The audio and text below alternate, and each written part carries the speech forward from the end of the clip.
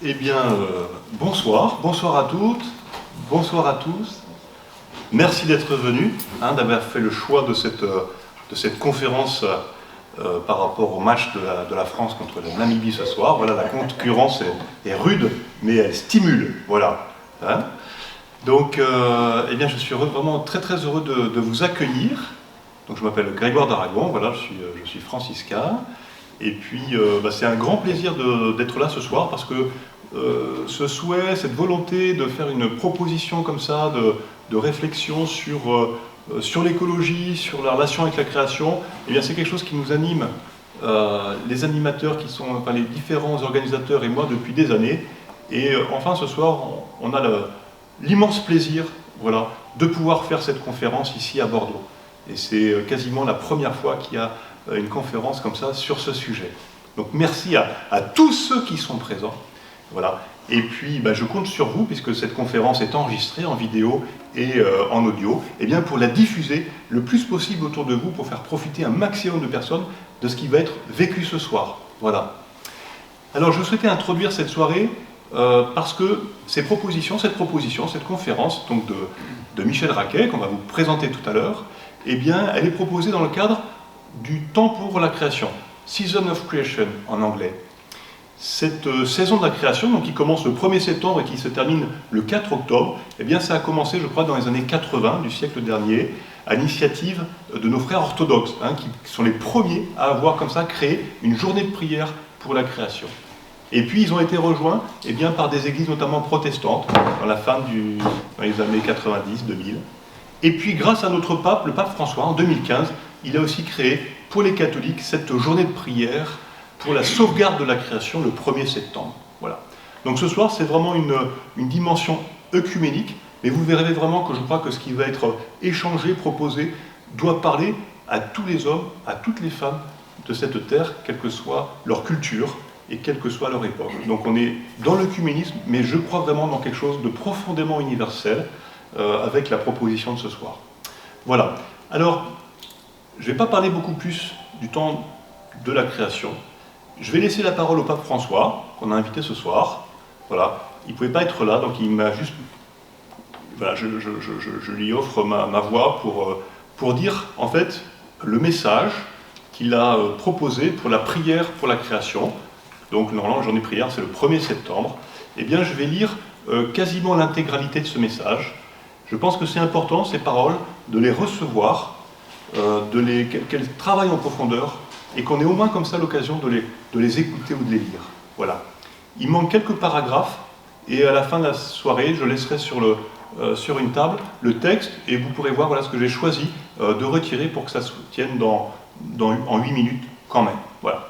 Et puis après, je laisserai Jean-Alain Pizerias, qui fait partie du mouvement Laudato Si, et du relais Laudato Si, présenter notre intervenant ce soir, Michel Raquet, que je remercie beaucoup parce qu'il vient de Lyon. Il a passé 6 heures en transport en commun, en train, pour venir nous parler ce soir. Et Michel, déjà, un immense merci pour ta venue et ta présence parmi nous ce soir.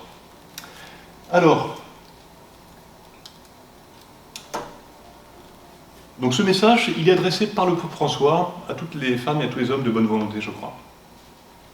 Chers frères et sœurs, que la justice et la paix jaillissent est cette année le thème du temps œcuménique de la création, inspiré des paroles du prophète Amos. Que le droit jaillisse comme une source, la justice comme un torrent qui ne tarit jamais. Cette image expressive d'Amos nous dit ce que Dieu désire. Dieu veut que règne la justice, essentielle à notre vie d'enfant à l'image de Dieu, comme l'est l'eau à notre survie physique. Cette justice doit émerger là où elle est nécessaire, et non pas se cacher en profondeur ou disparaître comme l'eau qui s'évapore avant qu'elle n'ait pu nous soutenir. Dieu veut que chacun cherche à être juste en toute situation, qu'il s'efforce toujours de vivre selon ses lois et de permettre ainsi à la vie de s'épanouir pleinement. Lorsque nous cherchons d'abord le royaume de Dieu, en maintenant une relation juste avec Dieu, l'humanité et la nature, alors la justice et la paix peuvent jaillir comme un courant inépuisable d'eau pure, nourrissant l'humanité et toutes les créatures. Par une belle journée d'été de juillet 2022, j'ai médité sur ces questions lors de mon pèlerinage sur les rives du lac Sainte-Anne, dans la province d'Alberta, au Canada. Ce lac a été et est toujours un lieu de pèlerinage pour de nombreuses générations d'autochtones. Comme je l'ai dit à cette occasion, accompagné par le son des tambours, combien de cœurs sont arrivés ici, anxieux et essoufflés, appesantis par les fardeaux de la vie, et ont trouvé près de ces eaux la consolation et la force pour aller de l'avant. Ici aussi, immergé dans la création, se fait entendre un autre battement, le battement maternel de la terre. Et comme le battement des bébés depuis le sein maternel est en harmonie avec celui des mères, ainsi pour grandir en tant qu'être humain, nous avons besoin d'ajuster les rythmes de la vie avec ceux de la création qui donne la vie. En ce temps de la création, attardons-nous sur ces battements de cœur, les nôtres, ceux de nos mères et de nos grands-mères, les battements de cœur de la création et du cœur de Dieu. Aujourd'hui, ils ne sont pas en harmonie. Ils ne battent pas ensemble dans la justice et la paix. Trop de gens sont empêchés de s'abreuver à ce fleuve puissant. Écoutons donc l'appel à être aux côtés des victimes de l'injustice environnementale et climatique et à mettre fin à cette guerre insensée à la création. Nous voyons les effets de cette guerre en beaucoup de fleuves qui s'assèchent. Les déserts extérieurs se multiplient dans notre monde parce que les déserts intérieurs sont devenus très grands, a déclaré Benoît XVI. Le consumérisme rapace, alimenté par des cœurs égoïstes, bouleverse le cycle de l'eau de la planète. L'utilisation effrénée des combustibles fossiles et l'abattage des forêts entraînent une hausse des températures et de graves sécheresses. Des pénuries d'eau effrayantes touchent de plus en plus nos habitations, des petites communautés rurales aux grandes métropoles. En outre, les industries prédatrices épuisent et polluent nos sources d'eau potable par des pratiques extrêmes telles que la fracturation hydraulique pour l'extraction du pétrole et du gaz, les projets de méga-extraction incontrôlés et l'élevage intensif d'animaux. Sœur eau, comme l'appelle saint François, est pillée et transformée en marchandise sujette aux lois du marché. Le GIEC affirme qu'une action urgente pour le climat nous permettrait de ne pas manquer l'occasion de créer un monde plus durable et plus juste. Nous devons empêcher les pires conséquences de se produire. Il y a tant de choses que l'on peut faire. Si, comme autant de ruisseaux, de torrents, nous finissons par nous réunir en un fleuve puissant pour irriguer la vie de notre merveilleuse planète et de notre famille humaine pour les générations à venir. Joignons nos mains et accomplissons des pas courageux pour que la justice et la paix coulent sur toute la terre. Comment pouvons-nous contribuer au fleuve puissant de la justice et de la paix en ce temps de la création? Que pouvons-nous faire, en particulier en tant qu'Église chrétienne, pour restaurer notre maison commune afin qu'elle grouille à nouveau de vie? Nous devons décider de transformer nos cœurs, nos modes de vie et les politiques publiques qui régissent nos sociétés. Tout d'abord, contribuons à ce fleuve en transformant nos cœurs. C'est essentiel pour que toute autre transformation puisse commencer. C'est la conversion écologique que Saint Jean-Paul II nous a exhorté à entreprendre. Le renouvellement de notre relation avec la création, de sorte que nous la considérions plus comme un objet à exploiter, mais que nous la chérissions comme un don sacré du Créateur. Rendons-nous compte qu'une approche d'ensemble exige que nous pratiquions le respect écologique selon 4 directions. Envers Dieu, envers nos semblables d'aujourd'hui et de demain, envers l'ensemble de la nature et envers nous-mêmes. En ce qui concerne la première de ces dimensions, Benoît XVI a identifié un besoin urgent de comprendre que la création et la rédemption sont inséparables. Le Rédempteur est le Créateur Et si nous n'annonçons pas Dieu dans cette totale grandeur qui est la sienne, de créateur et de rédempteur, nous dévalorisons également la rédemption.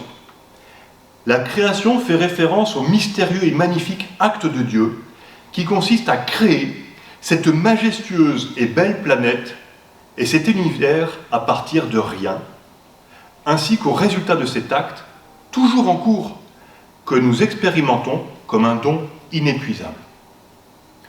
Au cours de la liturgie et de la prière personnelle, dans la grande cathédrale de la création, nous nous souvenons du grand artiste qui crée tant de beauté et nous réfléchissons au mystère du choix amoureux de créer le cosmos. Deuxièmement, nous contribuons à l'écoulement de ce fleuve puissant en transformant nos modes de vie. Partant de l'admiration reconnaissante du Créateur et de la création, repentons-nous de nos péchés écologiques, comme le dit mon frère le patriarche communique Bartholomé. Ces péchés blessent le monde naturel et aussi nos frères et sœurs. Avec l'aide de la grâce de Dieu, adoptons des modes de vie avec moins de gaspillage et moins de consommation inutile, en particulier là où les processus de production ne sont pas durables et toxiques. Cherchons à être attentifs le plus possible à nos habitudes et à nos choix économiques, afin que tous s'en portent mieux, nos semblables, où qu'ils soient, et aussi les enfants de nos enfants. Collaborons à la création continue de Dieu par des choix positifs, en faisant un usage le plus modéré possible des ressources, en pratiquant une sobriété joyeuse, en éliminant et en recyclant les déchets et en utilisant les produits et les services de plus en plus disponibles qui sont écologiquement et socialement responsables. Enfin, pour que le fleuve puissant continue de couler, nous devons transformer les politiques publiques qui régissent nos sociétés et qui façonnent la vie des jeunes d'aujourd'hui et de demain. Des politiques économiques qui favorisent l'enrichissement scandaleux de quelques-uns et la dégradation des conditions de vie du plus grand nombre signifient la fin de la paix et de la justice. Il est évident que les nations les plus riches ont accumulé une dette écologique. Les dirigeants mondiaux doivent écouter la science et entamer une transition rapide et équitable pour mettre fin à l'ère des combustibles fossiles. Selon les engagements de l'accord de Paris visant à réduire le risque de réchauffement global, il est absurde de permettre la poursuite de l'exploration et de l'expansion des infrastructures liées aux combustibles fossiles. Élevons la voix pour mettre fin à cette injustice faite aux pauvres et à nos enfants qui subiront les pires impacts du changement climatique. J'en appelle à toutes les personnes de bonne volonté pour qu'elles agissent en fonction de ces orientations concernant la société et la nature. En juillet 2022, au Canada, j'ai évoqué la mer de Galilée, où Jésus a guéri et consolé beaucoup de personnes et où il a proclamé une révolution de l'amour. J'ai appris que le lac Sainte-Anne est aussi un lieu de guérison, de consolation et d'amour, un lieu qui nous rappelle que la fraternité est véritable si elle unit ceux qui sont éloignés, que le message d'unité que le ciel envoie sur la terre ne craint pas les différences et nous invite à la communion des différences pour repartir ensemble, parce que tous, nous sommes des pèlerins en marche.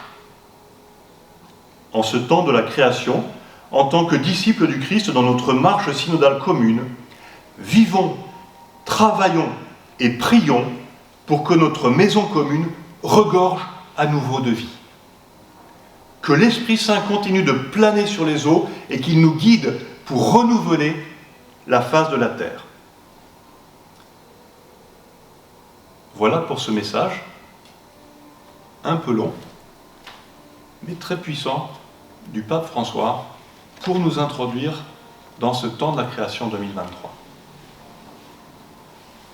Alors pour terminer cette introduction, je vais vous proposer une prière.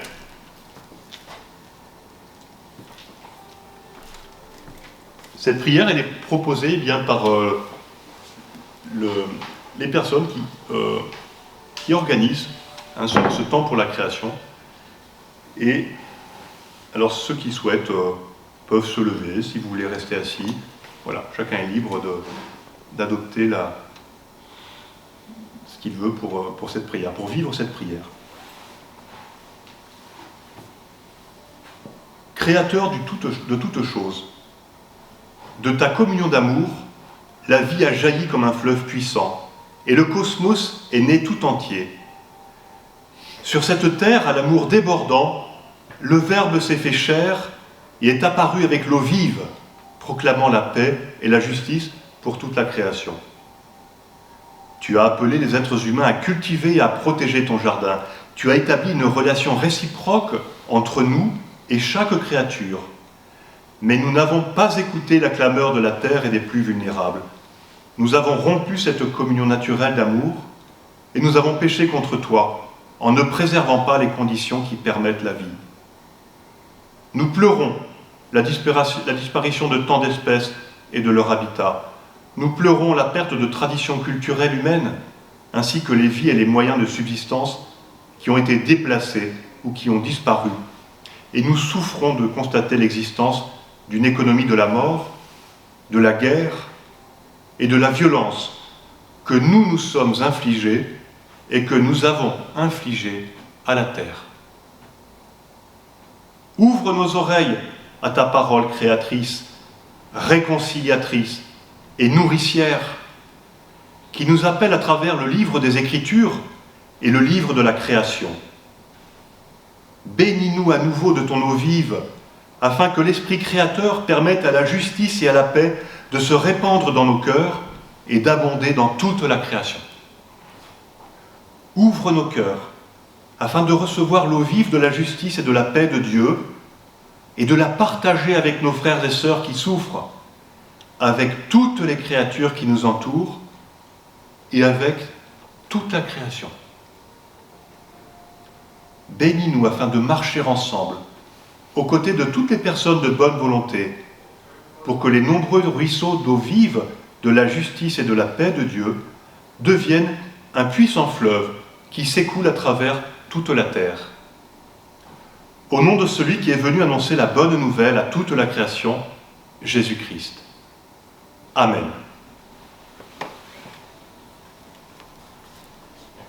Voilà. Alors, je vais très rapidement vous présenter quelques propositions qui sont faites dans ce temps de la création. Je pense que vous les connaissez, vous pourrez retrouver ça sur les affiches qui sont ici, sur le Facebook de l'Ordre franciscain Sacré Bordeaux, de la Maison Saint-Louis-Beaulieu, d'Espace Beaulieu. C'est très divers, hein. Il y a d'abord des fresques du climat, la prochaine est lundi, il y en a une encore le 2 octobre. Il y a un atelier d'automne, hein. Voilà, actuellement notre empreinte carbone, c'est, nous occidentaux, c'est 12 tonnes par an, il faut qu'on arrive à 2, il faut passer de 12 à 6. C'est comment on fait, voilà, au niveau individuel, public, politique, dans les entreprises. C'est très intéressant, très pédagogique, on devient acteur du changement. Des rencontres franciscaines, la prochaine, c'est lundi prochain. Création et cantique des créatures.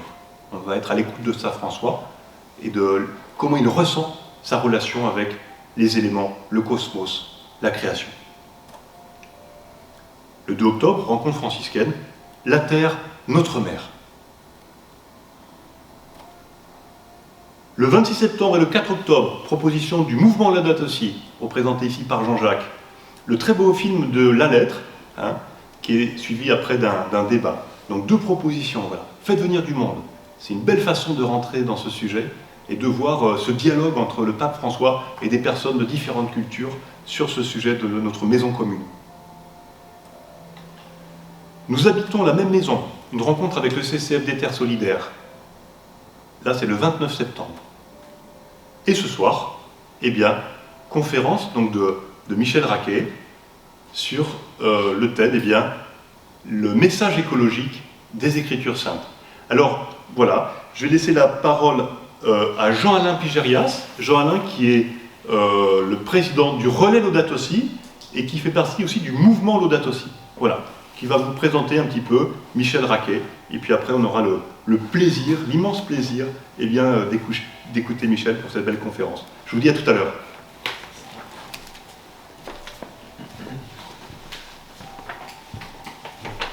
Merci. Et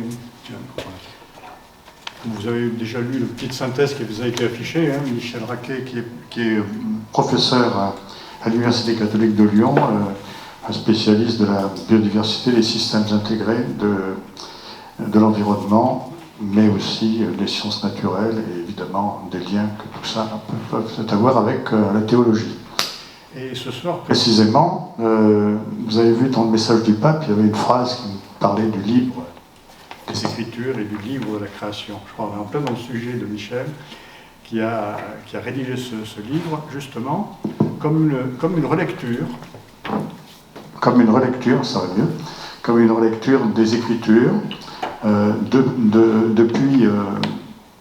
le début, hein, depuis la création elle-même, ensuite l'apparition d'Adam et Ève, et puis la chute, et puis ensuite les alliances, Moïse, etc., etc.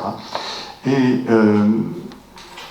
il s'est efforcé à chaque fois de mettre en relation permanente, mettre en tension le texte de l'encyclique Laudato Si, qui est cité abondamment, mais qui est prolongé à chaque fois, justement, par toutes ces références. Et l'intérêt du livre, c'est que, en dehors de l'érudition et des notes à la fin du livre qui sont passionnantes, c'est justement de nous permettre d'être sensible à 33 messages. Il a recensé 33 messages, un chiffre magique évidemment. Voilà.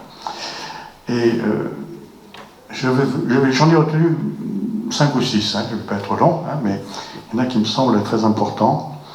Il faut voir, je crois, ce livre comme à la fois un recueil des enseignements, mais pas comme un catéchisme du livre de la création, mais comme une relecture et surtout une traduction des récits bibliques. Par exemple, quand on parle de la chute, il fait le parallèle avec ce qui se passe aujourd'hui, et comprendre la catastrophe écologique dans laquelle on se situe en relisant les textes sur la chute.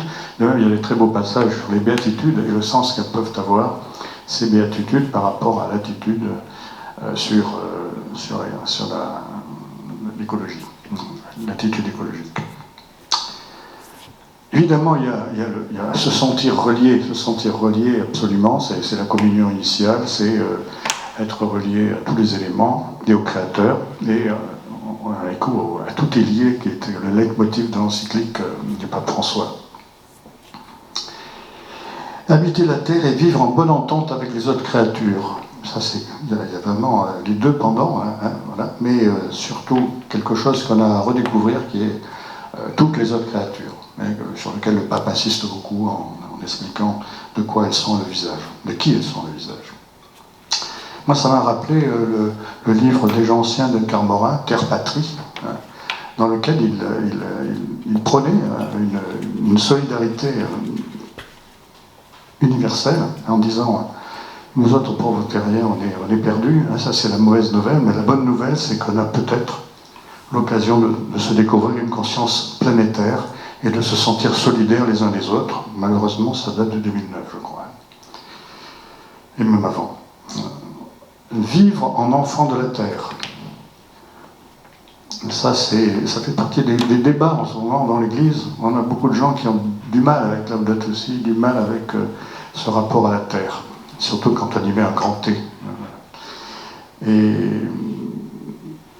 il nous expliquera le sens que ça a, de vivre en enfant de la terre, mais enfin on devine un petit peu, quoi. Si on a le même père, on a une sœur, comme disait saint François, c'est la terre. Mais en même temps, c'est notre mère. Alors c'est un peu compliqué. Voilà.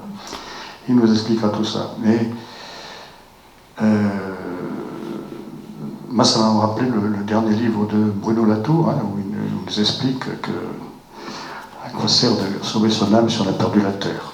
Et il nous invite à nous retourner, à ne pas attendre le salut qui viendra du ciel, mais celui qui est lié à notre façon de vivre avec la terre et avec les autres terriens. Et c'est là aussi que l'actualité de l'avertissement du déluge est quelque chose de passionnant en termes de perspective, d'eschatologie. C'est de se rendre compte qu'on est à un point peut-être terrible, qui n'est jamais arrivé, qui est que le déluge ne viendra pas d'en haut. Mais le déluge est susceptible de venir de nous, de notre comportement. Une fin des temps que nous nous imposerions nous-mêmes. Et Puis il y a le contrat moral avec le vivant. Il y a plein d'auteurs qui ont travaillé depuis très longtemps là-dessus, qui sont passionnants. Et ça a donné une autre façon de considérer les statuts des animaux, par exemple, leur place, leur importance, leur personne, on peut dire ça. Voilà. Il y a un livre assez amusant d'un dominicain qui se demande si les vaches vont ressusciter. Vous pourrez le lire, il est aussi intéressant.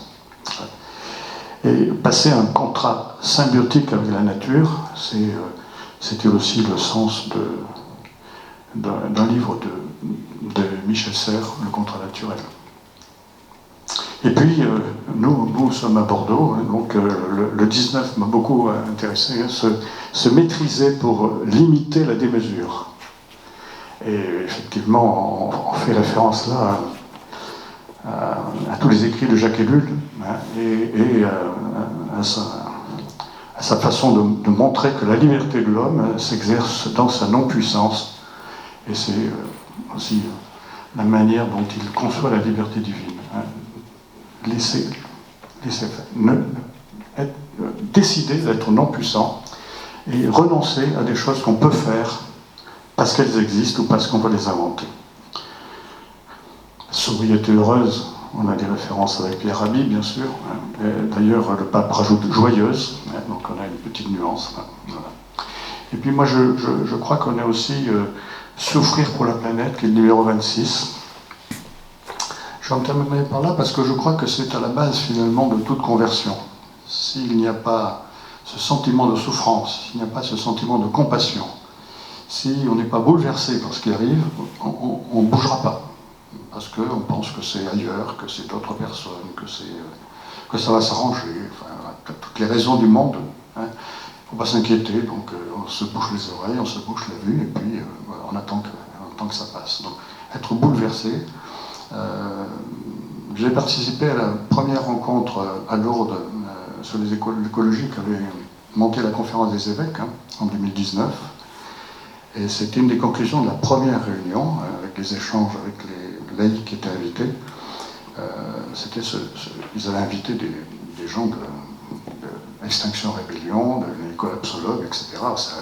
Ça a secoué dans l'amphi. Il y avait plein d'évêques qui remontaient leurs épaules,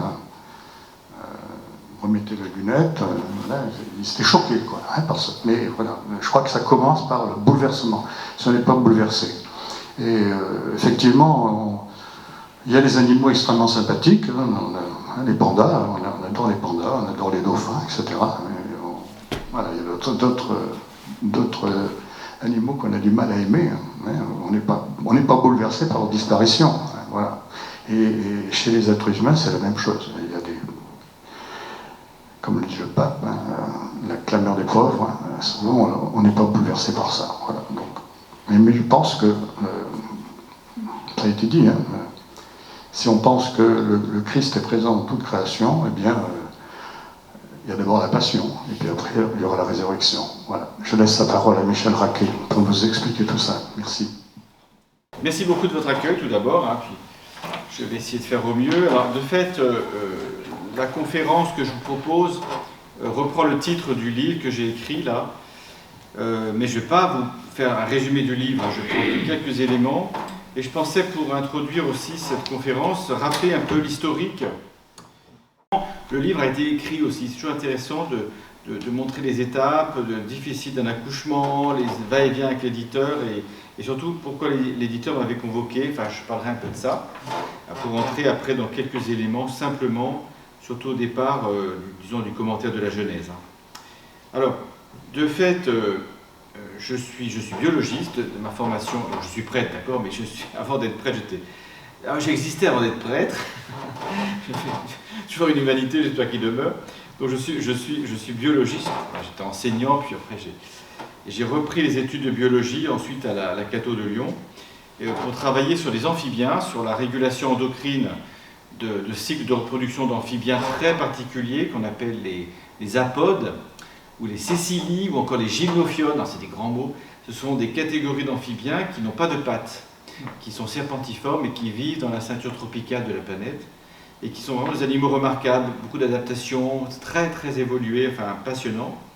Et j'ai travaillé sur un animal qui vient de Guyane, donc pas très loin de l'Amazonie, hein, bien sûr, ça c'est dans l'Amazonie, et puis d'autres, etc. Ce qui fait qu'aujourd'hui je travaille aussi sur les amphibiens, mais cette fois sur des choses, enfin, des animaux plus connus, c'est sur les crapauds d'Afrique du Sud, qui ressemblent plus à nos crapauds de chez nous un petit peu. Je travaille sur l'étude d'une population invasive d'Afrique du Sud pour comparer justement les adaptations d'avec la population souche. Bon, c'est des choses un peu...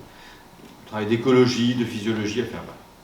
Et en parallèle donc de ce travail sur le vivant, mais au sens biologique du terme, j'ai fait aussi de la théologie, ben ça c'est dans mes études de prêtre quand même, en effet, et de la philosophie. Et puis j'ai aussi un intérêt depuis mon enfance pour la peinture. Ça n'a pas grand chose à voir, mais c'est un droit d'être complexe. Hein. Mais de fait, en étant aujourd'hui, enfin je suis d'ailleurs enseignant d'iconographie orientale et aussi d'autres peintures techniques, il y a cette dimension chez moi aussi artistique et de la sensibilité en fait, hein, qui fait partie du personnage si vous voulez, qui aussi a un lien, puisque j'ai des choses que je développe aussi dans le livre, hein, pour essayer d'avancer un peu sur la question.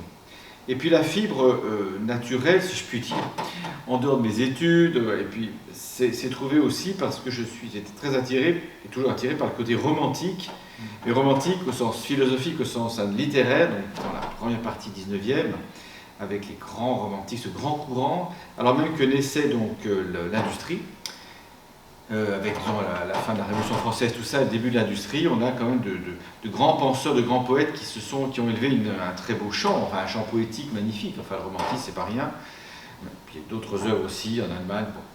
Et la nature est vécue comme chez eux comme un lieu d'éveil spirituel, comme la révélation, hein, de soi, et aussi comme un lieu de communion avec Dieu. Je ne précise pas s'il y a un Dieu des romantiques ou un Dieu des chrétiens, je dis le terme de Dieu comme ça pour ne pas fermer des portes. Et puis, alors, en 2013, je fais un grand saut, dans la nouvelle paroisse où j'ai été nommé, j'ai créé en fait un petit groupe paroissial qui s'appelle le Christ Vert, parce que j'avais lu Jean Baster, hein, et parce que j'étais en fait en contact avec le directeur d'un parc naturel, avec quelqu'un qui est directeur aussi de la COP région Rhône-Alpes-Auvergne, avec des écologues, etc. Donc sur la paroisse, je dis, mais c'est la Providence qui m'a fait rencontrer ces gens, on va créer un petit groupe. Et voilà, pas qu'en 2015 paraît donc la fameuse encyclique du pape, hein, mais avant, à la Cato, avec Fabien Révol, qui habitait Valence, nous avons créé la chaire Jean Baster, encore Jean Baster, hein, que je cite aussi dans mon écrit, quelques mois avant l'encyclique d'ailleurs, à la Cato, avec d'autres personnages, Jean-Jacques Brun, Isabelle Priolet, Christophe Bourreux, Isabelle Roussel, enfin, on peut citer un petit peu tous les noms, qui sont fondateurs de cette chaire. Et ça a donné naissance à une première publication qui s'appelait « Avec les créatures ». Et j'ai eu l'honneur d'écrire le premier chapitre qui s'appelait « Y a-t-il une écologie chrétienne ?» Voilà, bon, ça fait partie là. Donc j'en arrive en fait à mes premiers écrits là-dessus, pour diffuser un peu mes réflexions, ça vaut ce que ça vaut, enfin bon. Donc il y avait ce livre, Y a-t-il une écologie chrétienne? C'est le premier chapitre. Alors la réponse, je vous dis tout de suite, tant pis, il faut lire le livre, hein, c'est intéressant, mais non, il n'y a pas d'écologie chrétienne. Il y a une approche chrétienne de l'écologie. Il y a un supplément d'âme, si vous voulez, mais il n'y a pas une écologie au sens même scientifique qui serait faite par des chrétiens et pas par d'autres. Enfin, ça, c'est pas concevable. Donc, c'est la même planète, je pense. Et puis, il se trouve que, comme le pape le dit très bien, c'est un style de vie, le christianisme, un style de vie. Hein. On n'est pas séparés des autres. Et puis, j'ai écrit un tout petit peu après dans un gros bouquin plus universitaire qui s'appelait « Penser l'écologie dans la tradition catholique ». J'ai écrit un chapitre qui a fait grincer quelques dents, qui s'appelle « Malebranche et le statut de l'animal ». Et j'essaie de montrer dans ce chapitre un peu rapide, enfin, qu'on a commencé en fait dans la pensée française, mais la France avait beaucoup d'influence à l'époque, on a commencé à dévaloriser la sensibilité avec Malebranche, puisque Malebranche pensait que les animaux n'avaient pas d'âme, donc ne ressentait rien. Et que si on donnait un coup de pied dans un animal et qu'il hurlait, c'était juste mécanique. Et il se trouve quand même que la pensée de Malebranche, de l'Oratoire de France aussi avec lui, a influencé pendant des décennies en fait la pensée française, et en particulier l'Académie aussi de médecine. De sorte que je fais un lien peut-être rapide, mais avec cette influence de Malebranche au cours des siècles, et le fait que la France soit un des derniers pays européens à s'être occupé de la souffrance, de soigner la souffrance. En retard. Alors, avec Kouchner aussi, Kouchner on a évolué, mais enfin il a fallu attendre les années 90 pour qu'on traite la souffrance à l'hôpital. Et ça vient d'un arrière-fond enraciné dans un prêtre, d'ailleurs catholique, Malebranche, qui, pour sauver la foi chrétienne, a voulu laisser le corps, la matière, aux savants et aux repos athées, et se réserver pour les chrétiens la partie de l'âme. Mais ce faisant, vous voyez le dualisme considérable entre corps et âme, entre animal et homme, enfin ainsi de suite, nature et culture, enfin bon, il y a beaucoup de choses qui se cristallisent autour de ce Malebranche, en fait. Et il me semble que si on veut aussi évoluer aujourd'hui, il faut reprendre nos sources, même quand c'est des sources un peu, non seulement pas forcément taries, mais des sources qui sont, comment est-ce qu'on appelle ça, contaminées par une pensée étrangère au christianisme, qu'on a habillé le christianisme. C'est assez intéressant, je trouve, de remonter à la source et de voir un peu pour déminer en fait cette influence malsaine, hein, qui à mon avis est toujours présente. Il faudrait aussi rajouter du jansénisme, mais je m'arrête là. Et puis j'ai écrit aussi 2-3 petits articles, par exemple, sur les questions de la béatitude, heureux les doux, ils obtiendront la terre promise, en faisant référence à une pensée féministe, bon, particulière pour faire une ouverture du côté de l'écoféminisme. C'est une toute petite ouverture que j'ai commise. Bon. Et alors, ce livre ensuite va arriver, en fait, pas comme un cheveu sur la soupe, mais parce qu'en fin 2019, Monsieur Dubail, qui est donc le fondateur aussi et le directeur des éditions Onto, hein, qui sont les éditions du Bouquin, une petite maison d'édition, est venu me trouver, en fait, à Lyon, descendu de Paris à Lyon, pour me proposer l'écriture d'un livre. Alors, la petite histoire, c'est qu'il connaissait le père Antoine Guggenheim à Paris, qui est l'ancien directeur de la recherche au Bernardin, que je connais. Et quand il l'a trouvé pour lui demander d'écrire un livre, il dit « Mais non, moi je n'y connais rien, allez voir Michel Raquet. » Ouais. C'est très gentil de la part d'Antoine Guggenheim de m'avoir mis M. Dubail dans les pattes ou l'inverse, enfin bref. Et le but de M. Dubail, Charles-Henri Dubail, c'était de dire dans les publications catholiques en particulier, il y a des commentaires, il y a pas mal de choses qui commencent à être écrites, mais il n'y a pas une reprise de la foi dans sa globalité. Il n'y a pas pour les chrétiens un livre qui leur montre que, en fait, c'est dans leur propre foi, dans les racines les fondamentaux de leur foi, qu'il y a cet appel à entendre la clameur des pauvres et de la terre.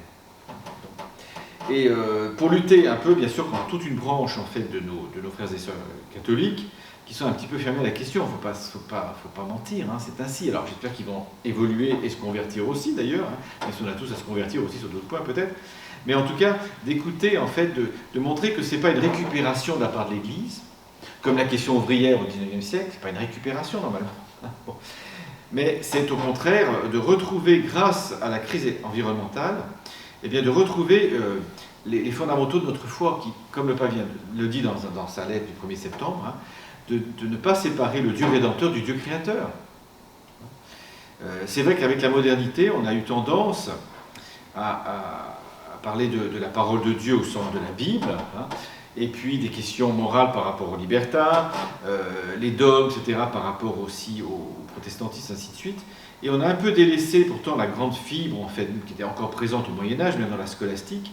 Avant de faire de la théologie, avant de lire la Bible, eh bien, on se forme en philosophie, hein, et on cherche aussi le Dedeo Uno, pour ceux qui ont fait un peu de théologie de Thomas d'Aquin, on cherche à trouver des raisons de croire, en fait, à trouver Dieu par d'autres chemins que la simple révélation, je dirais.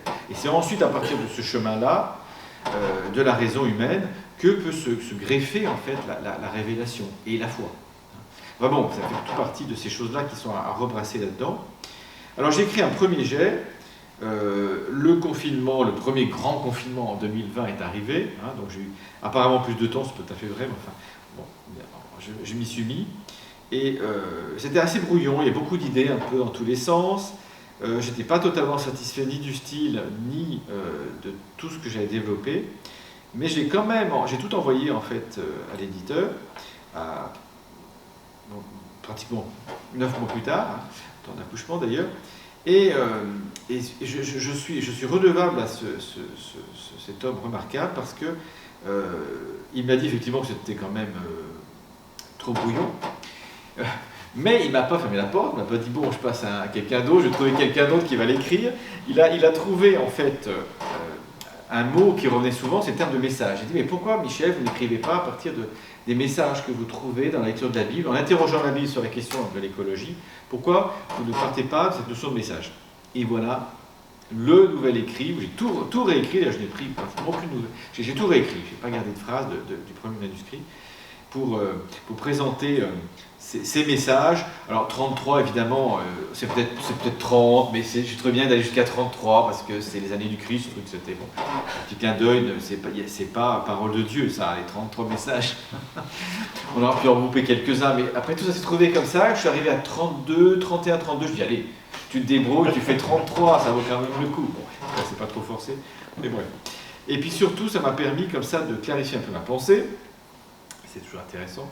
Et puis ensuite, on a décidé avec l'éditeur, nous avons décidé de faire une partie de notes, pour ne pas gonfler trop les notes en bas de page, parce que ça alourdissait un peu la lecture, des choix un peu.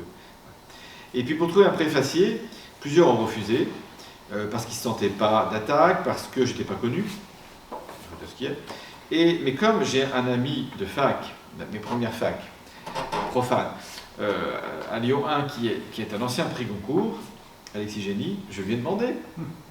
Et il se trouve d'ailleurs que 2 ans avant, je lui ai demandé de faire une conférence à Lyon, avec Monseigneur Dubost, on avait fait une conférence de carême sur l'écologie. Donc j'avais repris contact avec Alexis Génie, qui très gentiment m'a fait une belle préface, en reprenant des éléments sur John Muir qu'il a travaillé, puis un petit paragraphe très sympathique. Donc je suis tout à fait redevable, parce qu'au moins, si les gens n'achètent pas le livre pour moi, ils l'achèteront pour Alexis Génie. Oui, mais c'est bien, la providence est bonne, c'est amusant tout ça. Alors ça a traîné un tout petit peu parce que le manuscrit était prêt quasiment en janvier 2022, mais il n'y avait plus de papier, vous vous rappelez, je ne sais pas si vous vous rappelez, la filière papier. Après c'est une petite édition, donc ça a été très long pour qu'il retrouve quelqu'un pour relire. Donc c'est sorti en avril 2023. J'ai envie de vous lire, je pense que je prends un tout petit peu de temps là-dessus, j'ai envie de vous lire mon introduction. C'est parce qu'elle donne le ton, elle est assez courte. On m'a souvent reproché de faire des introductions courtes, mais il faut assumer, quand on est trop vieux, après on se réforme plus bien. Mais c'est pour ça que je peux vous la lire et vous verrez un peu le ton que j'ai voulu donner dans ce livre. En 1967, l'universitaire Lynn White formulait une thèse devenue célèbre, un rien provocatrice, selon laquelle le christianisme, en désacralisant le monde et en concevant le travail comme une domination de l'homme sur la nature, d'après le livre de la Genèse, était responsable de la destruction à grande échelle de l'environnement constatée de nos jours. Peut-être comme un appel du pied, White termine par la figure de saint François d'Assise, qui y trouve seul grâce à ses yeux. Eh bien, c'est un autre François qui va 50 ans plus tard lui répondre en proposant l'évangile de la création à partir de la Bible justement, dans son encyclique Laudato Si, sur la sauvegarde de la maison commune du 24 mai 2015. Ce présent ouvrage voudrait continuer à relire la Bible comme le pape nous y invite, pour éclairer encore davantage notre rapport à la création, rapport devenu si défaillant et mortifère à notre époque. J'ai entrepris ce travail d'interprétation avec cette première conviction que ces vieux, entre guillemets, textes, la Bible, est une collection de livres de différentes époques, avaient encore des choses à nous dire, des idées pertinentes, et qui pourraient se traduire en des appels urgents et salutaires. Une deuxième conviction a été la mienne. La Bible s'adresse d'abord au cœur, et l'une des premières clés de lecture devrait être d'ordre symbolique et poétique. Dieu est poésie, disait Xavier Graal, et la poésie c'est de l'amour. La question ne sera pas, par exemple, de savoir si Adam et Ève ont existé physiquement et personnellement comme premier homme et première femme sur Terre, ou si le déluge a bien eu lieu dans son ampleur planétaire telle qu'elle est décrite dans le livre de la Genèse. Mais ce qui nous est dit d'Adam et Ève, ou du déluge, et comment cela nous parle aujourd'hui, comment cela entre en résonance avec les questionnements et les problématiques écologiques qui sont les nôtres aujourd'hui. J'ai ainsi interrogé les grands récits de la création du monde et du déluge, l'enseignement de Moïse, spécialement les 10 commandements qu'il a reçus sur la montagne, et la figure centrale pour les chrétiens de Jésus de Nazareth. À partir de là, j'ai pu repérer 33 messages qui m'ont paru dignes d'intérêt. Cette étude, malgré toutes ses limites, permettra, je l'espère, à de nombreux lecteurs de découvrir ou de redécouvrir la richesse de la révélation biblique telle qu'elle s'est réalisée au cours de l'histoire sainte des Hébreux, et en ouvrant eux-mêmes ce livre, de mieux lire à leur tour l'autre livre, celui de la nature. Introduction. Il y a un peu de moi là-dedans. Voilà. Et il y a aussi, comment dirais-je, des convictions qu'il faut savoir défendre comme des thèses. Surtout quand on est à l'université, parce que tout le monde n'est pas d'accord sur tout, ce qui est un peu normal aussi. Alors, ce que je voulais peut-être devant vous là ce soir, après cette introduction, regarder un tout petit peu l'affaire de la Genèse, ce premier livre et surtout les 2 premiers chapitres. Je ne parlerai peut-être pas de la chute ce soir, mais sur la création du monde, avec des verbes très importants qui vont avoir des relais dans l'histoire et des conséquences un peu terribles, surtout dans la modernité, il y a 400 ans, quand elle s'est créée.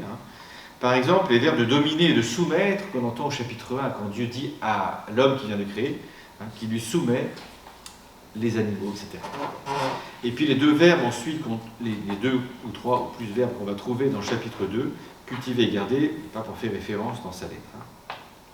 Et tout d'abord avec la Genèse, en fait, en la lisant comme la genèse du monde, c'est-à-dire la création du monde, c'est la question de la création et en tant qu'acte du créateur, en fait, qui m'a paru centrale, et de la lire comme un poème.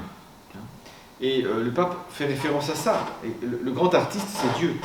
Alors, c'est pas moi qui l'ai inventé, c'était présent chez les pères de l'Église, c'est présent chez des philosophes comme Schelling, par exemple, philosophes romantiques, comme par hasard allemand, bien sûr, après Goethe. La nature est comme un chef-d'œuvre de Dieu, d'un Dieu qui est artiste, d'un Dieu qui est le grand poète, c'est Dieu. Et son grand poème, sa grande création, eh bien, c'est l'univers, c'est le cosmos. Mais en disant cela et en y croyant, pas simplement comme une forme littéraire, une métaphore, une belle métaphore, mais en y croyant vraiment profondément, il est évident qu'on peut, pour ne pas dire on devrait, lire la Bible de façon poétique. Et non pas uniquement de façon sèche et rationnelle, pour ne pas dire rationaliste parfois aussi.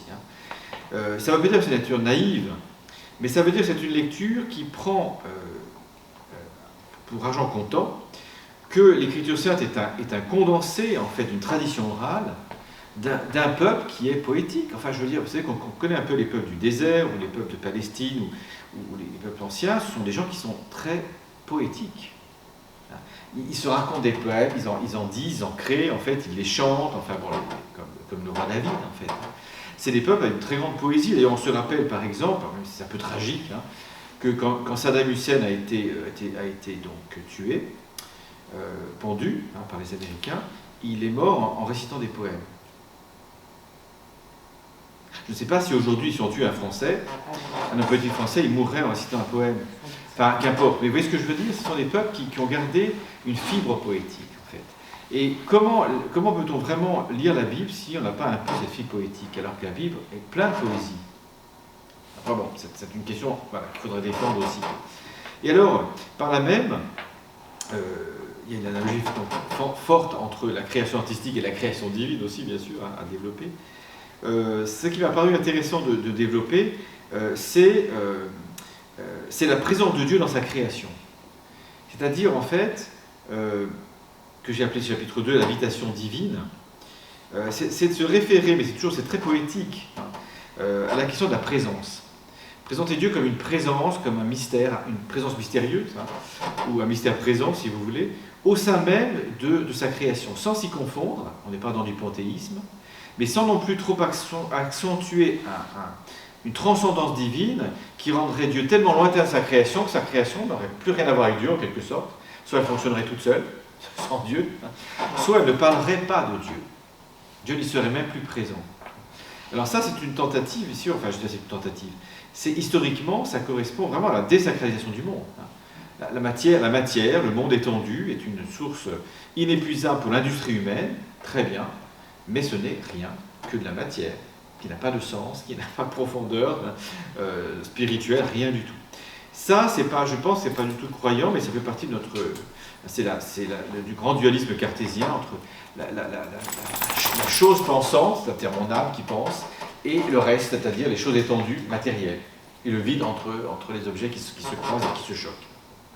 Alors cette présence, en fait, ce Dieu présence, on le trouve dans la Bible sous le mot de Nefesh, hein, qui est l'âme, mais au sens de quelque chose qui est vivant. Il y a quelque chose derrière la nefesh. La nefesh peut représenter beaucoup de choses d'ailleurs dans la Bible, hein.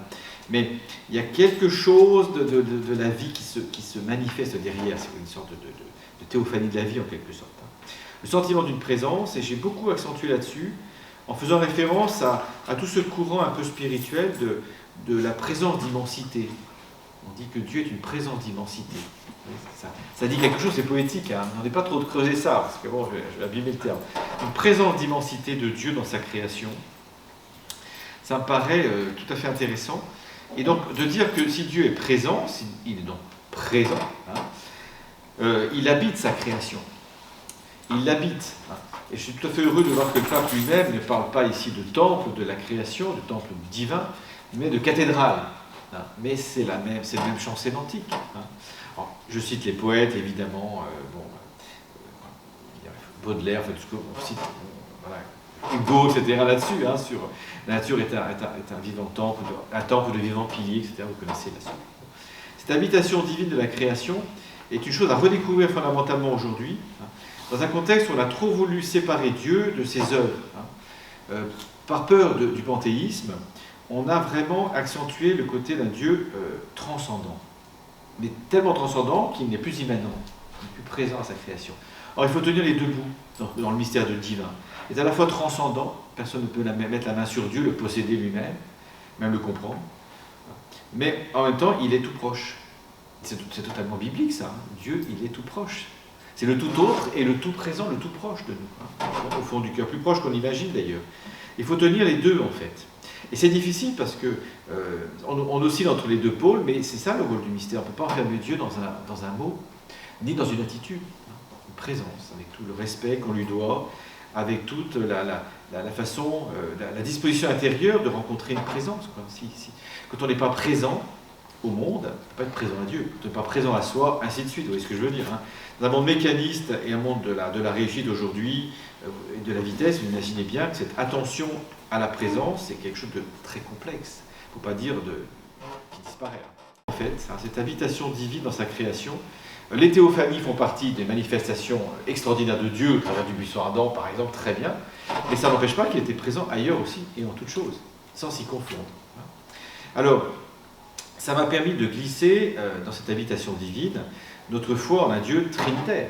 Dieu est Trinité, hein.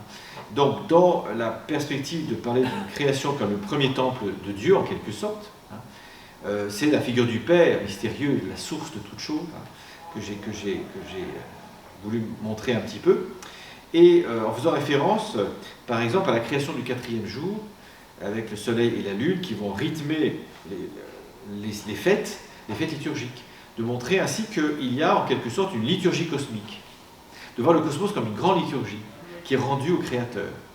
La vie, le mouvement, les rythmes de l'univers, les astres, les galaxies, les amas de galaxies, tout ce que vous voulez, perçus poétiquement comme une liturgie cosmique, dans laquelle nos liturgies s'insèrent.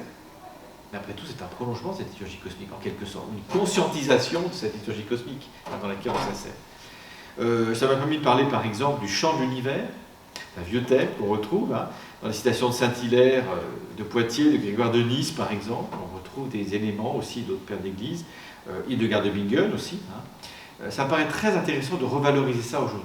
Hein. Ce chant de l'univers, c'est le chant à la gloire de Dieu. L'univers a été créé par Dieu, mais pour chanter sa gloire. Dans son épanouissement, dans sa vie même, la création chante l'immense gloire, le grand mystère du Père, la gloire de Dieu. Donc ça, c'est intéressant à redécouvrir.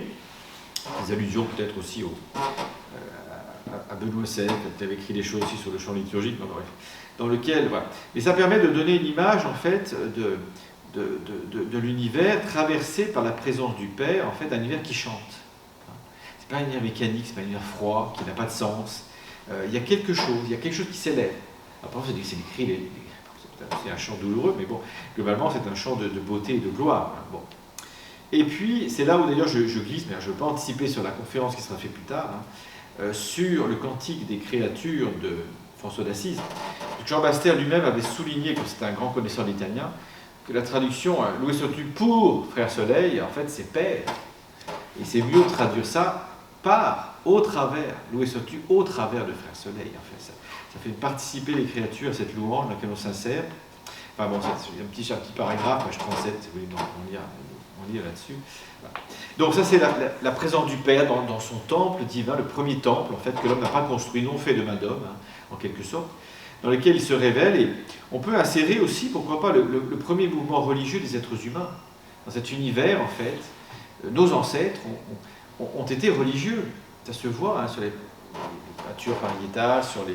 Enfin, c'est ce premier mouvement, en fait, de l'âme humaine, en fait, vers ce qui le dépasse, justement, et qu'il va exprimer avec des éléments de la création, avec lui-même, son corps, ses chants, enfin bon, quelque chose d'ancestral, en fait, et qui n'est pas anti-biblique, qui n'est pas contre notre foi chrétienne. D'ailleurs, c'est un des grands, d'ailleurs, je fais une petite digression, mais une de mes grandes convictions aussi, je l'ai redéfendu il n'y a pas très longtemps d'ailleurs, c'est de prendre, pour argent comptant aussi, la phrase de saint Paul quand il nous dit de prendre tout ce qui est juste, vrai et pur, prenez-le à votre compte, et le Dieu de la paix sera avec vous. Ça rejoint la grande tradition des semences du Verbe, donc portée par les pères de l'Église souvent, où, je vais y venir justement au Fils tout à l'heure, Dieu a donné un sens, une sagesse aux créatures. Et c'est à nous de redécouvrir cette sagesse. Mais cette sagesse, elle dépasse largement les cadres de l'Église catholique officielle. C'est-à-dire qu'il y a des bribes de vérité dans les autres religions, dans les autres traditions religieuses. La clé pour repérer ces éléments et les unifier, c'est le Christ. Mais ça, on ne doit pas mépriser ce qui a déjà été découvert ou porté par d'autres traditions religieuses. Le Concile Vatican II fait référence à ça, donc je ne suis pas hérétique en disant ça. Mais peut-être qu'il faut relire le Concile Vatican II. Dans son décret justement, Nostra Aetate, sur la relation de l'Église avec les autres religions, il est fait mention justement de ces semences du Verbe. Le Verbe de Dieu est présent aussi dans la création et dans d'autres traditions, mais je fais référence ici à des choses beaucoup plus ancestrales, d'une découverte et de vérités qui sont réellement portées par d'autres traditions. On voit d'ailleurs ce que le pape parle de la Pachamama, et puis toutes ces choses-là. Tout n'est pas à prendre chez les populations chamaniques, parce qu'il y avait autrefois, d'ailleurs, avant l'arrivée des missionnaires, parfois aussi du cannibalisme. Enfin, on ne peut pas tout accepter non plus, mais il y a quelque chose à garder, quelque chose à ressentir, à revivre de l'intérieur avec eux, à les rejoindre aussi à ce niveau-là. Alors, le Père habite sa création, la gloire immense de Dieu est chantée par elle, etc. Tout en étant voilé et dévoilé à la fois. L'Esprit, le Fils viendra après, l'Esprit, comme dynamisme créateur, je reprends une intuition du pape François dans l'Audate aussi, qui inspire l'univers, comme une sorte d'inspiration de l'univers, de respiration de l'univers en quelque sorte, si vous voulez. Un esprit, une dynamique en fait, qui rend vivant toute chose. Vivant et naissant, enfin, quelque chose de dynamique à l'intérieur même des choses. Et d'ailleurs, de ce côté, on se rend compte d'ailleurs que le terme de nature, qui est un terme romain, il fait référence à la naissance. La nature, c'est des choses qui naissent en permanence. La physis grecque, c'est un peu ce même sens aussi, d'une puissance cachée dans les choses, dans les êtres. Et là, ça rejoint, je pense, la présence de l'Esprit Saint dans ce que l'univers porte de puissance, de dynamisme intérieur, de vie, de mouvement, de rythme, etc.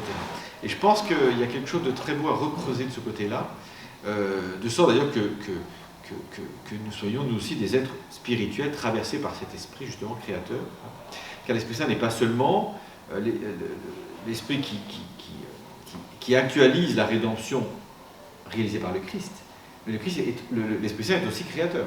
Encore une fois, il faut harmoniser cette dimension créatrice et rédemptrice de Dieu et donc de l'Esprit Saint aussi.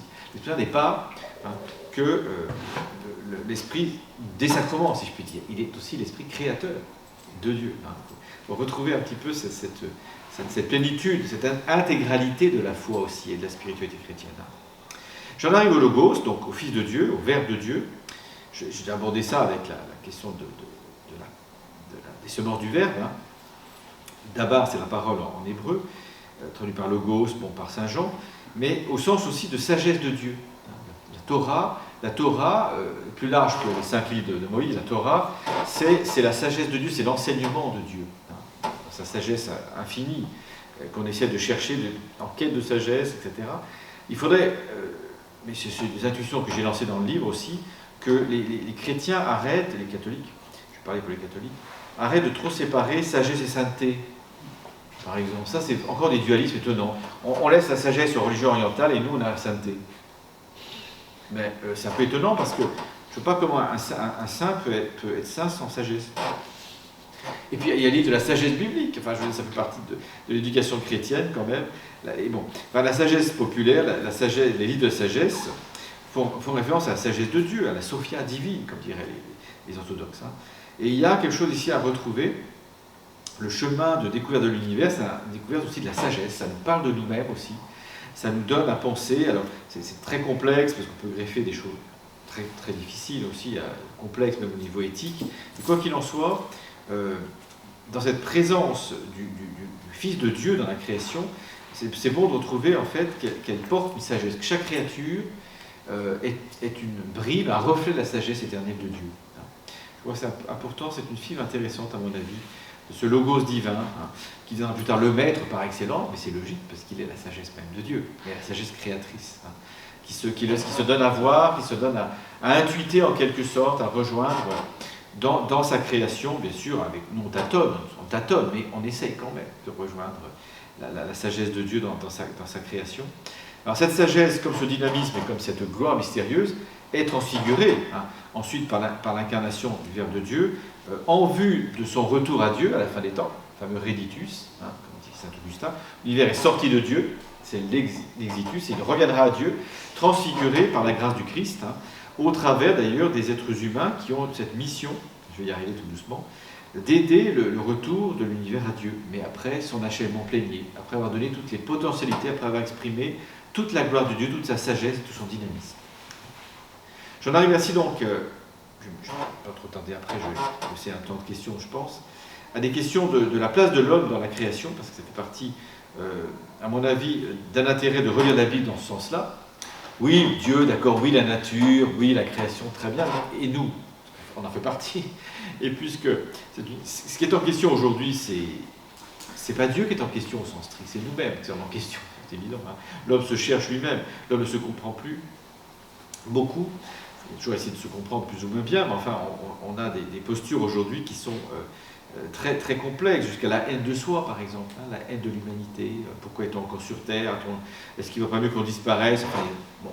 Et puis vous ajoutez le nihilisme contemporain là-dessus, vous avez un cocktail tout à fait détonnant. Or, la Bible dit autre chose sur la vocation de l'homme, sa place de l'homme. Hein. Alors bien sûr, c'est le premier jardin, il faudrait regarder ce qui est devenu après la chute, mais quoi qu'il en soit, il y a un intérêt à relire justement le jardin de l'Éden, où l'homme a été placé dedans, et de reprendre des verbes utilisés par Dieu vis-à-vis de l'homme, qui ont parfois été détournés de leur propre sens, pour justifier justement d'écraser la création, je la soumets, je la domine. Donc ce que je continue à faire aujourd'hui, ça fait partie de l'enseignement divin soi-disant. Non, non. Le pape nous redemande justement de faire attention aux contresens, hein, qui ont commencé à être faits, je dirais, à la Renaissance et après au début de ce qu'on appelle l'époque moderne. Par exemple, pour page 46 de mon livre, référent très précis, le verbe dominer, tu domineras sur les poissons de la mer, aux eaux du ciel. Le verbe dominer ici, dans le contexte biblique global, signifie d'abord habiter en paix la terre que Dieu te donne. Alors, ça fait référence aux animaux sauvages. Parce qu'évidemment, aujourd'hui, ça commence à changer, parce qu'il y a des loups qui reviennent même.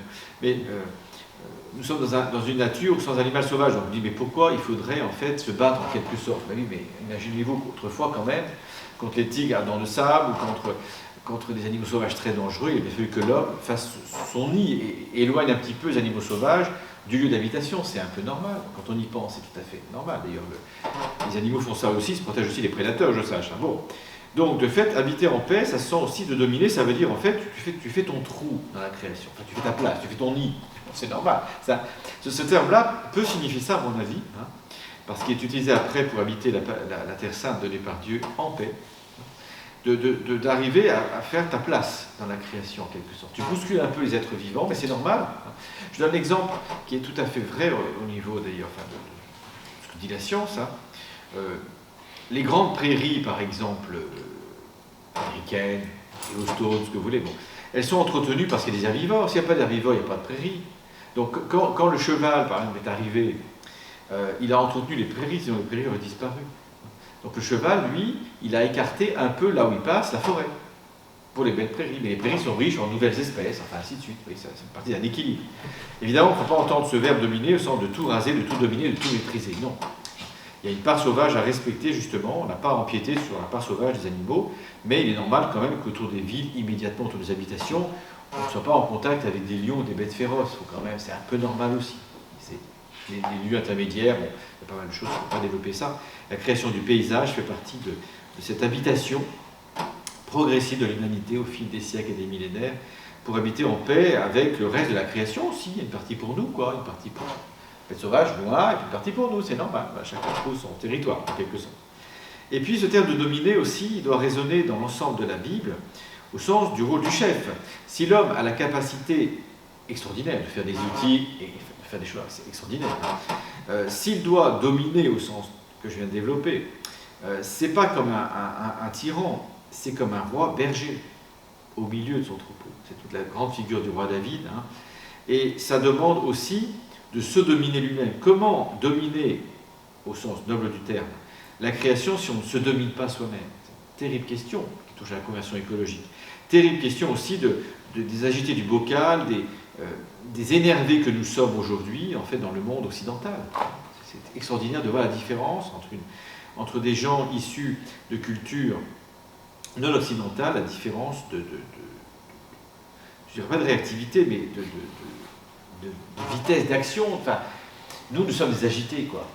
Mais c'est normal que les agités provoquent une agitation qui aille jusqu'à la surexploitation. Si on était un petit peu plus calme au fond de soi, si on était, comme disaient les soufis, on était revenu au centre de nous-mêmes un peu plus souvent, on n'aurait pas besoin de surconsommer. Vous savez bien, c'est toujours une question, hein, quand on est mal, on fait du shopping. Mais pourquoi on n'essaie pas d'être mieux? Et déjà plus en paix avec soi-même. Pour être en paix avec la création, il faut être en paix avec soi-même. Ça, c'est d'ailleurs ce que Jean-Paul II disait dans son message du 1er janvier 1990, qui a beaucoup inspiré Laudato Si d'ailleurs. 1990, hein, 25 ans avant Laudato Si. Il disait justement, paix avec la création, mais c'est la paix avec les hommes, paix avec nous-mêmes aussi. Pas de paix possible sans paix avec nous-mêmes. Hein. Et si on est en paix avec la création, il faut arriver à être en paix avec soi-même. Ça se travaille, la paix avec soi-même. C'est parfois très difficile. Mais ce n'est pas une des priorités de notre Occident qui est toujours tournée vers l'extériorité. L'agir. L'agir dans tous les sens d'ailleurs. Hein. Bon, c'est même pas un agir forcément très constructif ou très créatif. Hein. Mais ça, je pense que c'est quelque chose de très intéressant à redécouvrir. Hein.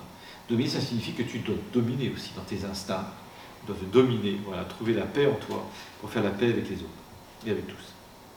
Et alors, ensuite, dans cette même perspective de faire résonner tel verbe avec l'ensemble des autres verbes, les verbes dominer et soumettre du chapitre 1 doivent entrer en résonance avec le chapitre 2, où Dieu dit explicitement, que l'homme a été placé dans le jardin de l'Éden, avec tous les arbres fruitiers, hein, pour le cultiver et le garder, les fameux verbes cultiver et garder. Donc, je développe assez longuement ces deux premiers verbes, cultiver et garder.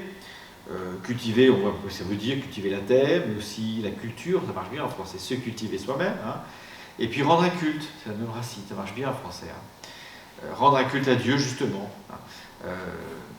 Dans cette culture du monde, justement, cet épanouissement du monde, il y a quelque chose de très beau, qui est une façon d'offrir le monde à Dieu aussi, de le présenter à Dieu. Enfin, il y a toute cette dimension de près de la création que développent les orthodoxes aussi. C'est très, très, très beau, ça. Je trouve à redécouvrir.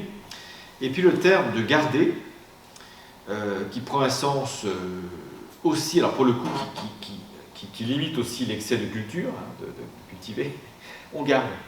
On garde, un peu comme dans Isaïe, on garde des bêtes féroces, mais c'est un sens métaphorique. On doit se garder de soi-même et de ses excès. Hein. On doit protéger, prendre soin. Et puis aussi, c'est une des résonances du verbe hébreu, en fait, écouter, obéir. Donc garder les commandements. Donc vous voyez, rendre un culte d'un côté, puis garder les commandements. Mais alors, il n'avait pas les 10 commandements, Adam, dans le jardin de l'Éden. Donc là, il faudra relire Saint-Irénée derrière ça, ça veut dire que les premiers sur cette terre étaient plus proches de la création et plus proches de Dieu. Donc en quelque sorte, Dieu n'avait pas besoin d'expliciter ces commandements. Ils étaient présents à leur cœur. C'est assez intéressant, et donc ça relie un petit peu la sagesse perçue dans la création par par ses premiers humains, voilà. Bon, qui étaient plus capables d'écouter en fait la nature, la lire, comme on dirait aujourd'hui, lire le livre de la nature peut-être, voilà. C'est obscurci au cours des âges. Hein. Et il y a aussi un troisième verbe qui est souvent oublié, donc c'est pour ça que dans cet essai j'ai voulu aussi ne pas faire que répéter des choses ou compiler des choses que j'avais lues par ailleurs, mais j'ai voulu aussi apporter des choses qui m'ont semblé nouvelles, peut-être que ce n'est pas du tout nouveau et que je suis très prétentieux, mais enfin bon. Mais par exemple de dire, de relever pardon, dans le chapitre 2 qu'il y a le verbe de nommer, d'appeler les choses. Quand Dieu amène les animaux à l'homme, c'est pour voir comment il va les appeler. Ça fait référence à notre capacité conceptuelle de donner un nom aux choses, comme un nom sacré à Dieu. Donner un nom aux choses. Et ça, je trouve que c'est intéressant parce que ça légitime aussi, mais dans les limites précédemment posées, que du travail scientifique aussi. C'est intéressant de nommer les choses, de les connaître. Parce qu'en les connaissant, on les aime davantage, et puis on découvre le Seigneur aussi, pourquoi pas. Je dis bien que la science moderne ne mène pas à Dieu directement, mais la démarche scientifique de connaissance est une très belle démarche. On peut discuter sur les méthodes, les présupposés, tout ce qu'on veut, c'est l'épistémologie, mais connaître, ça me paraît important. Hein. La connaissance, comme il y avait une connaissance des herbes aussi pour soigner, enfin Hildegarde n'a pas tout inventé, elle tire de son vieux fond germanique en fait des recettes, dont une partie marche, puisque on voit aujourd'hui 80% de nos médicaments sont tirés des plantes. Bon, conditionnés sur des petits cachets, tout ce que vous voulez, mais quand il en soit, c'est tiré de la nature. Donc, ça montre bien qu'il y a aussi une connaissance ancienne, hein, et que cette connaissance donc, a un rôle médicinal, a un rôle aussi de contemplation, voilà, on cherche la création, on se connaît, on se découvre, et l'amour grandit aussi enfin, au travers de cette connaissance.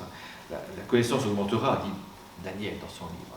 Voilà, à la fin, la connaissance grandira. Donc ça veut dire qu'on peut imaginer une démarche écologique qui ne soit pas anti-scientifique. Il faudrait à ce moment-là faire aussi la différence entre science et technologie. C'est pas pareil. Le pape parle souvent d'un monde techno-scientifique ou technocratique, parce que c'est la technique, c'est pas la science qui détruit la nature, c'est la technique, qui est parfois une application de la science, ou parfois plus ou moins pas, c'est très empirique. Enfin bon, il se trouve que c'est pas parce que ça marche qu'on sait exactement comment ça marche, c'est un autre souci. Mais c'est vraiment la question ici, bien sûr, de regarder la partie artificielle de l'être humain, c'est-à-dire ses propres créations technologiques, quand elles sont mues en fait par des appétits de puissance, des appétits de profit, évidemment, hein, ou de confort d'ailleurs. Hein. Entre parenthèses, il n'y a pas que le profit qui est un des grands freins à la sauvegarde de la création, à l'arrêt un peu de ce néolibéralisme tout fou, là, où il faut toujours consommer toujours davantage, etc., et piller les richesses de la terre et surexploiter les petits aussi pour que ça marche bien. Il y a aussi, dans cette perspective, comme frein, le confort. Qu'est-ce qu'on aime, le confort? La modernité aime le confort. Et le confort nous fait faire beaucoup de choses. On veut que les rues soient parfaitement nettes et une sorte de prolongation de sa cour. Et donc on a imperméabilisé le sol, on ne supporte pas un peu de boue en ville, on ne supporte pas un petit pissenlit qui pousse dans les failles du béton. Enfin, et oui, c'est à retravailler. Ce confort et ce conformisme, à mon avis, est aussi un des grands freins qu'on ne dénonce pas assez pour aujourd'hui. Il n'y a pas que l'appétit de puissance, il n'y a pas que le fric, si je puis dire. Il y a aussi le confort, voilà, c'est plus pernicieux peut-être, la possessivité, le petit confort bourgeois.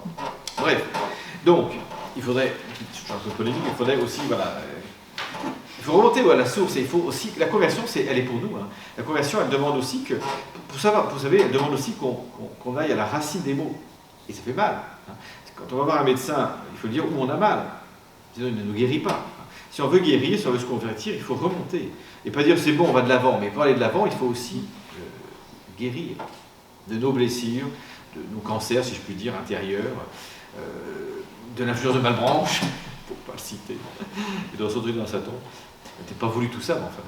Mais je vois que c'est assez intéressant de reprendre ces racines. Hein. Pourquoi on en est là aujourd'hui? Et pourquoi nous-mêmes, on est quand même porteurs aussi de ça, l'air de rien, plus qu'on ne l'imagine. Hein. C'est pas pour se flageller, c'est pas pour se haïr personnellement, c'est pour retrouver peut-être ce qu'il y avait avant. Pourquoi on est passé de ce monde relativement harmonieux à un monde très désharmonieux en fait. Formidable parce que bien sûr la science moderne nous a permis comme ça des avancées extraordinaires, mais en même temps on voit les conséquences négatives. Et on voit la création d'un capitalisme fou, on voit bon. Donc ça fait partie de tous ces éléments que j'ai essayé de brasser. Alors après, je vais avancer dans le cours du texte avec la chute, bien entendu, comment cette histoire de la chute d'Adam et Ève est peut-être une clé de lecture de la modernité dans ses aspects très négatifs.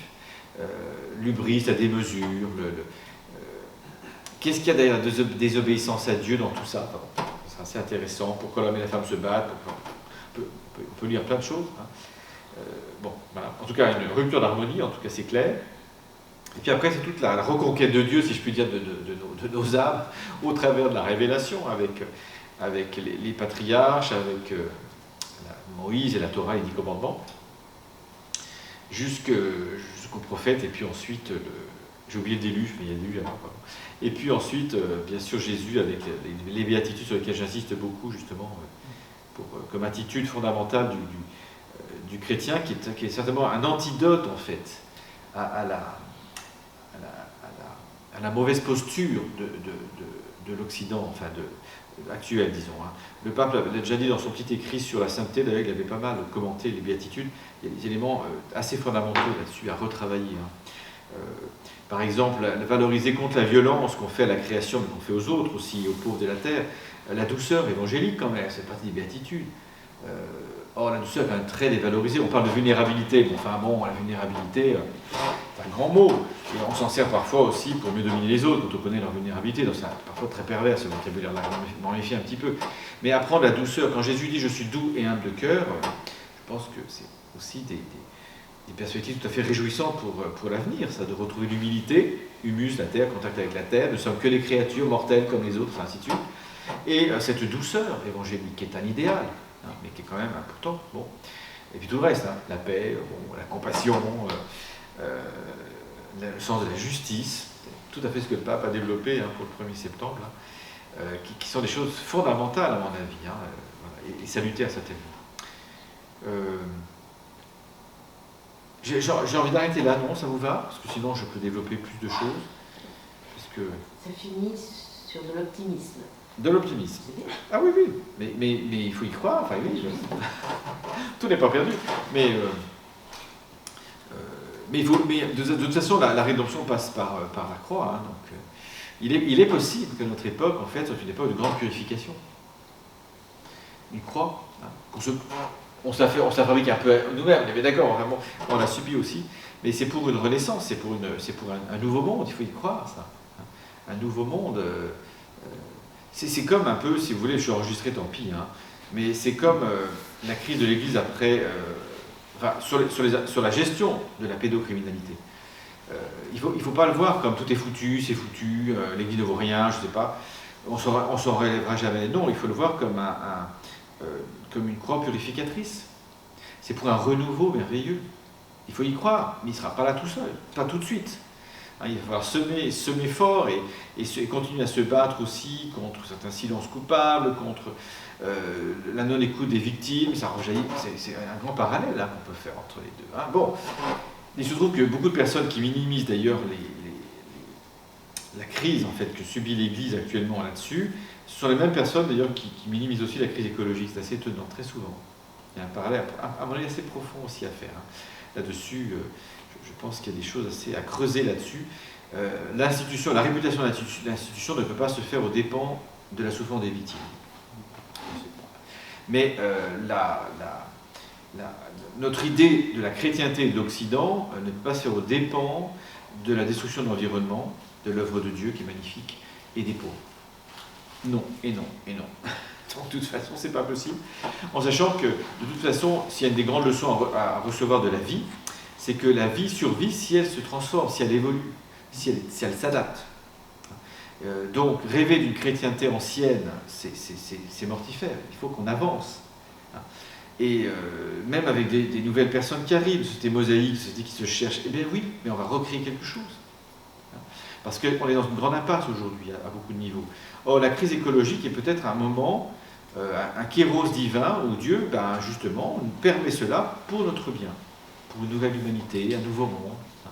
Alors, c'est à nous d'y travailler, avec tout ce que la Bible nous apporte aussi, d'interrogation, de beauté aussi, je pense vraiment, et puis de sens, donner du sens à notre présence sur Terre, à nos efforts, à nos souffrances aussi, pourquoi pas, et à cet amour de Dieu qui continue à nous accompagner, bon gré mal gré, avec des dessins qui nous échappent aussi, mais bon, c'est ça avoir la foi. Hein. C'est faire confiance aussi, et c'est retrousser les manches. Hein. Vous savez ce que dit Jésus, enfin ce qu'on dit à partir de l'Évangile. Le matin, on doit travailler en fait comme si Dieu n'allait pas nous aider. C'est à nous de le faire, c'est à nous de prendre notre part des choses, d'être responsable de ce que nous avons à faire. Et le soir, on se dit qu'après tout, c'est Dieu qui a tout fait. Hein, pour être humble, après tout, c'est des choses positives qui ont été faites, c'est Dieu qui a travaillé au travers de nous. On n'a pas à en tirer gloire. Et je pense que pour l'écologie, c'est la même chose. On doit se retrousser les manches, agir, bouger, critiquer aussi les grandes instances, les multinationales, tout ce que vous voulez, le système, hein, avancer ensemble aussi, et puis dire après tout, Dieu va pouvoir chercher le royaume de Dieu, sa justice. C'est fou comme le texte du 1er septembre résonne avec ce que j'ai écrit. Le pape est d'accord avec moi, c'est formidable. Bon, c'est l'inverse qu'il faudrait dire, mais de voir en fait que cette phrase de Jésus, chercher le royaume de Dieu et sa justice, et le reste sera donné par surcroît. Si on cherche ça aujourd'hui, la sauvegarde de la planète nous sera donnée. Mais il faut d'abord qu'on cherche la justice climatique, etc.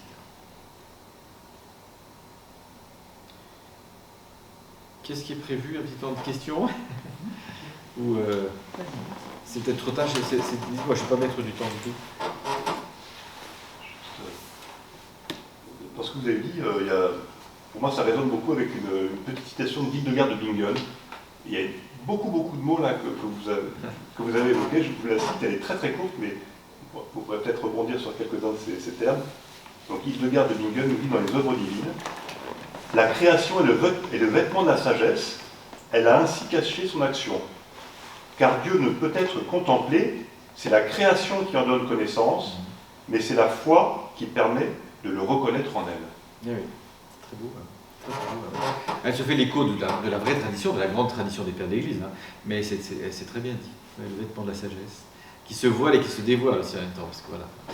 Mais oui, Dieu se cache parce Dieu se cache pour qu'on le cherche, mais pour qu'on ne mette jamais la main sur lui non plus. Mais il aime être cherché, parce qu'en le cherchant, eh bien, on grandit nous-mêmes, en humanité et en sainteté. Donc c'est vrai, c'est ce qu'elle dit là, hein, tout à fait.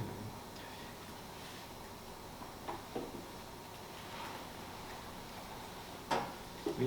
En fin de compte, ce qu'il faut faire, c'est se remettre en question. Oui. Il est là le problème. Tant que l'Église ça prend compte, l'individu doit s'adapter à tout ce qu'il rencontre dans l'existence, et c'est comme ça qu'il évolue. Parce qu'en fin de compte, le royaume de Dieu, c'est lui que nous construisons. Bien sûr. Mais vous savez, quand on va se confesser, le plus dur, en fait, c'est de reconnaître qu'on a eu tort. C'est le plus dur, c'est même pas d'aller voir un prêtre, etc. Non, le plus dur, c'est vraiment de reconnaître qu'on a eu tort et qu'on a fait du mal. Alors qu'on veut toujours avoir une très belle image de soi-même, je sais pas, enfin bon, et on se dit, oh là là, on est encore là, on a encore fait ça, puis peut-être qu'on a fait des choses, enfin, c'est difficile, faut pas rêver, hein, d'avouer. C'est pas mortifère, c'est salutaire. Alors le courage de le faire, c'est la vérité. Et le péché contre la nature, que le pape a annoncé il y a 2 ans, oui. Donc ça, on devrait insister un peu plus là-dessus, parce qu'il est important, parce que ça nous amène à nous poser la question de notre rapport par rapport à la nature, par rapport aux animaux, par rapport aux créations. Oui, c'est ce péché, bien sûr. Hein, mais alors, genre très large de la création, parce que nous sommes une création de Dieu, on peut pas pécher contre soi-même aussi hein, c'est évident. Mais cette dimension-là est fondamentale, mais c'est dans l'amour de Dieu. Si Dieu permet qu'on descende au fond de soi-même, c'est pour renaître, c'est pour aller de l'avant, c'est pour grandir, mais il faut faire cette démarche, de se recentrer, de l'intériorité en fait. Et dans l'humilité, hein, pas dans une forme de narcissisme ou d'ego surdéveloppé. Enfin, notre Occident aussi produit malheureusement des égos surdéveloppés, enfin, et les égos tournés uniquement vers l'extériorité, ce qui est très grave en fait. Or, le pape d'ailleurs fait référence à la notion de conscience élargie, où pour élargir notre conscience, pour englober dans notre cœur, au sens biblique, hein, la création tout entière et l'entendre et l'aimer et communier avec elle, il faut en même temps descendre au fond de soi et pas s'éparpiller hein, dans l'image qu'on veut donner de soi. Et ça, notre Occident produit, malheureusement, on voit bien aujourd'hui des formes terribles d'exaltation de son ego, mais qui n'est pas, pour prendre un vocabulaire un peu jungien, le développement profond de soi. C'est autre chose, l'ego et le soi. Mais il y a un lien très profond, à mon avis, avec cette période de l'histoire, en fait, où les égos, en fait, se sont magnifiés, en quelque sorte, au début, à la Renaissance et à la fin. C'est pas un hasard si les artistes de la Renaissance ont commencé à signer leurs tableaux. C'est pas un hasard si justement ensuite les premiers scientifiques, les premiers philosophes étaient des fils à papa, parce que, c'est-à-dire en fait, il n'y avait plus cette dimension communautaire. Et là, en perdant un peu la dimension communautaire de la vie, on a exalté l'individu, alors quelque part on l'a libéré, on a voulu libérer du joug de la religion, du joug de la famille, d'accord, peut-être qu'il fallait le faire un peu parce que la famille peut dériver en mafia, mais en même temps, cette libération personnelle ne pas conduire à nous décommunautariser, à nous dérelier, en français, mais enfin, à sortir du lien avec les autres et avec la création. Et pourtant, la modernité s'est construite sur cette façon de défaire les liens. Il fallait le faire un peu parfois, parce que les liens sont parfois étouffants, on est bien d'accord, fusionnels, étouffants, tout ce que vous d'accord, mais pas dans l'excès, en fait, de sentir des petits atomes, comme ça, des petites monades de Leibniz séparées les unes des autres, où on ne se sert des autres que pour son propre profit, quoi. Ben, je pense que c'est profondément lié. Le changement de civilisation est profondément lié à ça. L'homme du Moyen-Âge, ou la femme du Moyen-Âge, se sent relié à sa communauté. Il y a une corporation, tout ce que vous voulez, mais enfin, bon. Et à un moment donné, non, on est chacun sa carrière, chacun sa petite maison bien fermée, bien confortable, chacun. Vous voyez ce que je veux dire? On devient en fait très individualiste et avec des exigences d'enfants capricieux, bon, etc., du toujours plus. Et en perdant cette dimension communautaire, on perd cette dimension de communion. Et c'est bizarre, j'arrive pas je vous l'exprime, mais c'est pas très abouti en moi. Parce qu'en perdant le centre, enfin, en perdant l'intériorité, on perd aussi la communion. Je dis ça comme ça, voilà. Il faudrait voir ce qu'elle dit concrètement. Et alors, de temps en temps, il faut s'éloigner de la communauté pour respirer, pour vivre, pour créer, pour faire son chemin, on est bien d'accord. Mais pas en se déreliant, en se désharmonisant de l'ensemble. C'est vraiment quelque chose c'est un des enjeux de la civilisation, ça. Et comment évoluer là-dedans? J'ai essayé de proposer des choses là-dedans. Par exemple, je dis le travail manuel. Dévaloriser le travail manuel, c'est terrifiant. Parce que c'est la main. Mais la main nous relie. Les concepts, oui, si on veut, et encore, on peut nous dérelier aussi. La main, elle nous relie. Et puis, il y a l'humilité du travail aussi, etc. Il y a la résistance de la matière. Il y a, c'est des pistes pour aujourd'hui. Mais on a tellement magnifié, vous savez, le travail intellectuel après la Seconde Guerre mondiale, en dévalorisant le paysan, l'artisan, etc. Bon, voilà, ainsi de suite. Il y a des franciscains parmi vous, c'est sûr que l'appel de François d'Assise, c'est un appel à la simplicité. Quand même. Dieu est simple, c'est totalement unifié, mais nous, on est tellement complexe, tellement peu simple, on est vaniteux, mondain, on rêve de carrière, de réussite, etc. en permanence. C'est pas possible, dans ces conditions-là, si c'est trop développé sur Terre, d'arriver justement à cette simplicité de vie, la sobriété heureuse, de chercher ensemble des solutions, de dialoguer, de ne pas dire j'ai raison par rapport à tout le monde, mais je cherche moi-même aussi mon chemin, etc. Il y a vraiment un changement de posture qui semble-t-il salutaire, mais considérable. C'est vraiment... On n'y est pas encore, on sent que ça se craquelle. On n'y est pas encore. Alors nous, on participe peut-être à craqueler, à faire jaillir un petit bourgeon au travers de la craquelure, là. Je ne sais pas, ça serait pas mal, de semer dans les craquelures du béton. C'est peut-être ça, actuellement on en est là. Alors, c'est pour ça, on ne choisit pas l'époque où on vit, mais en revanche, il me semble que Dieu nous envoie à une époque, c'est pour qu'on y travaille, à sa vie. Donc aujourd'hui, qu'est-ce qu'on peut faire? Il y a 50 ans, on l'aurait fait différemment. Dans 50 ans, si on vivait dans 50 ans encore, Dieu nous donnerait d'autres choses à faire, mais aujourd'hui, c'est ça. Enfin, il me semble. Et je disais tout à l'heure dans la voiture, quand on m'a amené de la gare, que travailler ces questions écologiques pour un prêtre, petit prêtre que je suis, ça permet de rencontrer beaucoup de monde. Ça permet de sortir un peu de l'église, un peu trop renfermée sur elle-même de temps en temps, d'aller vers des écolos, des alter-écolos, des gens qui sont attirés par des courants plus ou moins sectaires, enfin plus ou moins religieux, plus ou moins spirituels, ou agnostiques, ou athées, des gens angoissés, des gens de bonne volonté un peu partout. Et c'est pas mal. On apprend plein de choses, on discute. Le film. Le film. La lettre. La lettre. Oui, c'est ça. Vous êtes en plein dedans. La semaine prochaine. Oui, c'est ça, oui, tout à fait. De sentir la vérité qu'il y a chez les autres aussi. Il n'y a pas, même si, alors, c'est nos convictions personnelles, la révélation nous met en contact du Christ comme rien n'est équivalent. Enfin, je veux dire, l'évangile, c'est tellement merveilleux. Mais ça n'empêche pas d'être ouvert aux autres, de ne pas leur imposer nos points de vue trop vite. D'abord, nos points de vue sont-ils tout à fait évangéliques? Très dogmatiques, mais quand même. Vous voyez, le travail que je fais ici, par exemple, il peut être contesté par certains. C'est évident, et tant mieux, il faut prendre le risque. Mais ça montre aussi qu'après tout, on a plusieurs lectures de l'Évangile. Mais pourtant, il faut revenir à l'Évangile. Il faut ensemble lire l'Évangile, parce que si on ne le fait pas, on s'éloigne du Christ. Moi, je me rappelle très bien, et c'est tout à fait prophétique, quand Jean-Paul II a clos le jubilé de l'an 2000, il disait, s'il y avait un programme pour le troisième millénaire, ce serait de repartir du Christ, de repartir de la contemplation du visage du Christ. Mais où est-ce qu'on le contemple dans l'Évangile? Il faut revenir inlassablement à l'Évangile. Moi, j'ajouterais le Concile Vatican II. Mais l'Évangile, quoi. L'Évangile. Et pas. Alors, les dogmes sont importants, bien compris, évidemment, parce que le credo, c'est très important, le credo, bien sûr. Mais pas d'abord de faire du dogme, mais le chercher à suivre le Maître qui se révèle dans l'Évangile, qui nous donne des réponses, des solutions pour aujourd'hui qui ne sont pas écrites noir sur blanc, mais en allant le voir, vivre dans l'Évangile de Christ, c'est là qu'est-ce que ça nous est donné. Je pense profondément, les nouvelles idées, les rencontres qui nous permettent de faire. Moi, je suis surpris de voir dans les milieux écolos l'accueil de Laudato Si, qui a presque plus été lu à l'extérieur qu'à l'intérieur. Pas parce que le pape est hérétique, il n'est pas hérétique. Je le dis parce que certains cathos pensent le contraire.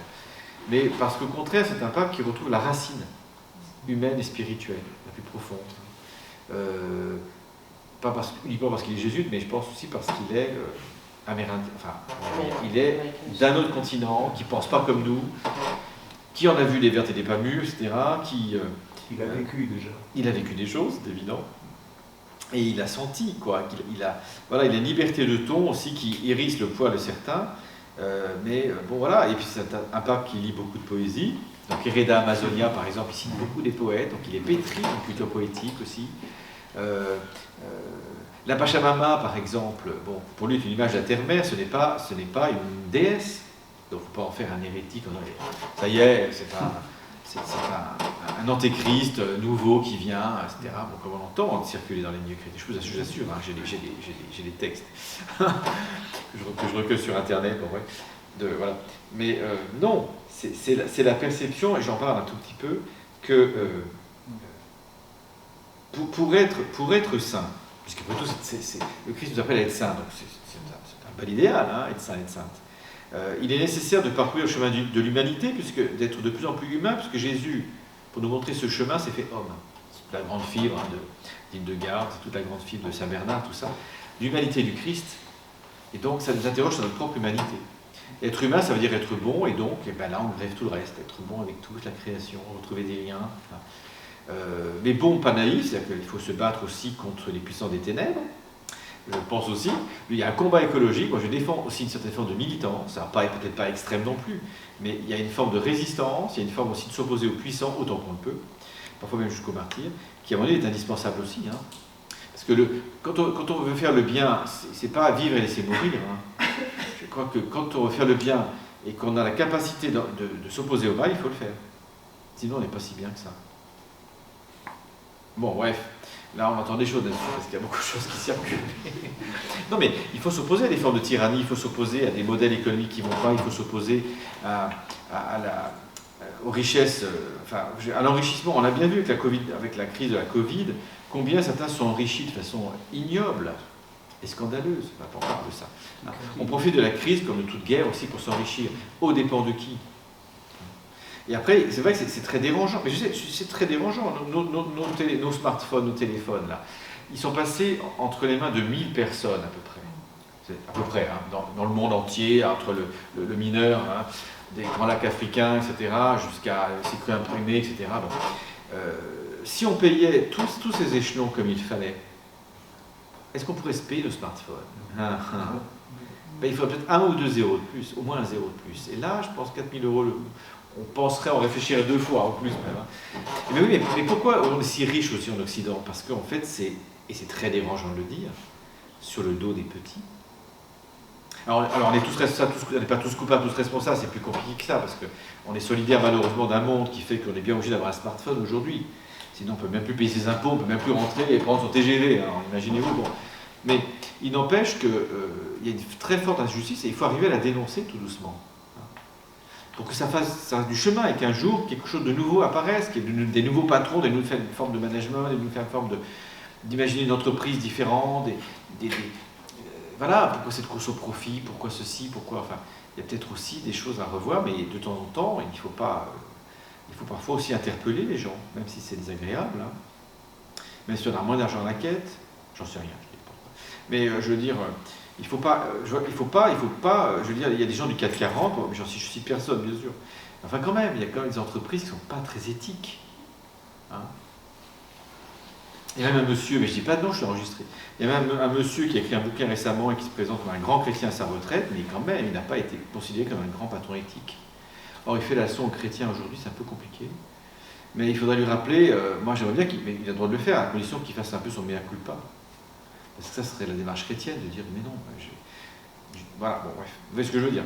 Enfin bref, mais moi quand je vois des patrons chrétiens, j'en ai connus qui m'ont dit, mais non, mais, parce que j'ai parlé de ces choses-là, mais non, on leur donne du travail. Donc remerciez-nous parce qu'on donne du travail. Mais dans quelles conditions?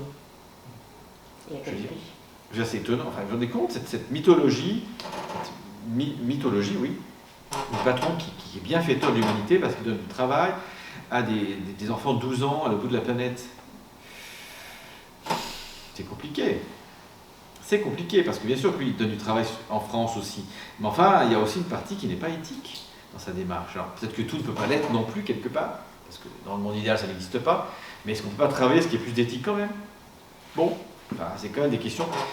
Ce sont des vraies questions très, très, très dérangeantes. Hein, je suis tout à fait d'accord. Ça n'empêche pas non plus, et le pape le fait très bien, de dire aux écolos d'Europe, les Verts, enfin, bon, dans la partie libertaire aussi, de leur montrer, de les interpeller sur leurs contradictions, en disant vous défendez la vie, mais vous êtes pour la GPA, des choses un peu bizarres quand même. Bon, il y a le corps de la femme derrière, la manipulation des embryons, bon, c'est tout à fait cohérent, vous qui défendez la vie. C'est une interpellation qui est très sympa. Hein, parce que on se rapproche des écolos, mais on peut justement dans le dialogue leur dire écoutez, de temps en temps, on n'est pas toujours d'accord avec tout, parce que franchement, c'est vrai. Et c'est une fécondation mutuelle, ça, de s'écouter, de s'envoyer des pics de temps en temps. Parce qu'après tout, comme Église, on a besoin d'entendre de temps en temps des choses qui nous viennent de l'extérieur, parce que si on est replié sur soi-même, on ne voit pas nos défauts, on ne voit pas là où il faut se convertir. Et nous-mêmes, on peut aussi interpeller de temps en temps en disant dites donc, excusez-moi, mais on peut vous dire aussi que nous, on a repéré ça chez vous, qui nous paraissent un peu étonnantes. Mais ça vaut le coup de faire ça, et je pense que c'est une très bonne méthode de se convertir ensemble, de progresser ensemble, d'avancer ensemble, et pas les uns contre les autres, ou en regardant les autres à distance, en les mettant à distance, parce qu'ils ne sont pas cathos, soi-disant.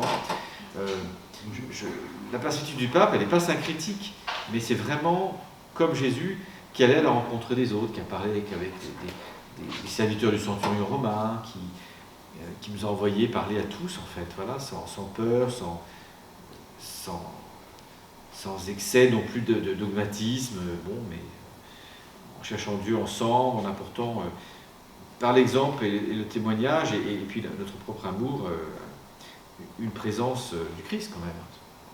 L'évangélisation, c'est un grand souci, un grand sujet. Hein. Voilà. Bon, après ça, lisez-le aussi. Hein, mais... On va le lire. C'est mon éditeur est au courant de ma présence ici, il m'a dit, mais Michel, il faut en vendre. Alors, c'est bon, non, mais si ça peut apporter, moi je suis content si ça peut apporter quelque chose. C'est pas parfait, j'ai conscience que mon écrit n'est pas loin d'être parfait, mais si ça peut apporter des éléments nouveaux, intéressants, qui mettent en mouvement, qui mettent en chemin, et qui font redécouvrir un peu la beauté de notre foi, moi je suis comblé.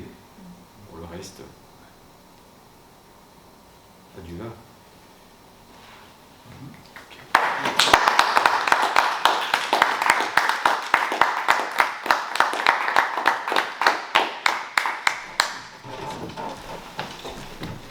Il y a des annonces à faire peut-être même. Comment? Ouais, t'as pas des annonces à faire? Des annonces? Ça y est, il y a un livre à vendre. Ah oui, voilà, on a quelques annonces, oui, merci. Alors juste... Et la vente de livres aussi.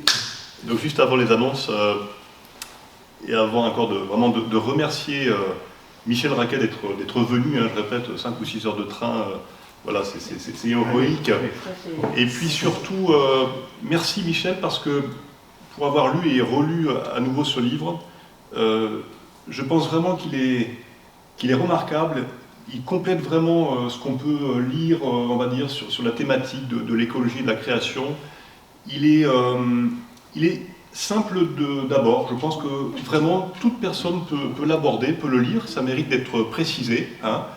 Et c'est très beau parce qu'à la fois vous allez puiser, bien évidemment, dans les grands récits bibliques, tant dans l'Ancien Testament que dans le Nouveau, avec les béatitudes, mais on comprend mieux quand vous vous présentez. Vous allez chercher dans tout ce trésor de la littérature, de la poésie. Vous citez Lamartine, vous citez Hugo, vous citez...